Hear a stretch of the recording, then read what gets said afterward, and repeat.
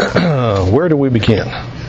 Okay, my name is Tom Jeffery. I make my living in the archery business. This retail store I operate, we started a number of years ago, probably about 10 or 12 years ago, to get into the retail market in the Columbia area.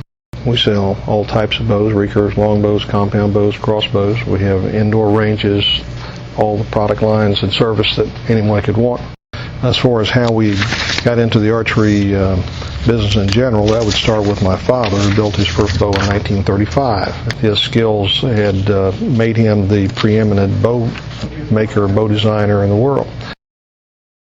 I, absolutely manage the whole thing, and part of my time is devoted to certain elements of the craft out here where I don't have someone trained up to do that. So some of the specialty stuff and lining up tips and the final sculpturing of handles and things like that.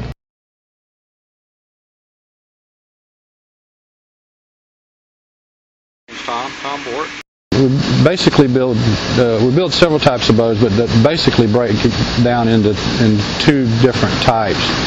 One is a takedown bow, one's a one-piece bow. We'd start with basically raw material, wood, exotic woods. The exotic woods that we have are zebra wood. The other exotic wood we have is babinga. Babinga is an African rosewood. The zebra wood is also an African wood as well. And then we have good old American walnut. We would glue it together. Basically, you have to mix the glue, and the parts have to be roughed up a little bit so that they have a good surface for the glue to stick together, and then we clamp them together. And then from there, we have an oven, and they bake in the oven for about an hour. We then would bring the bow over here with all the pieces with wet glue on them and lay them in this press. So you would hold it in there. When that press comes down, and when you feel it, I like to say the right time to pull your finger out is after you feel it touch and before it starts to hurt.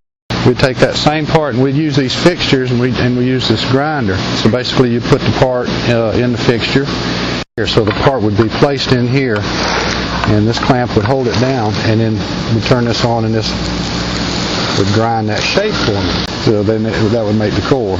From that point, there's a lot of sanding involved and finishing work. We put a minimum of four coats of finish. The more coats of finish you put on it, the smoother and slicker it looks.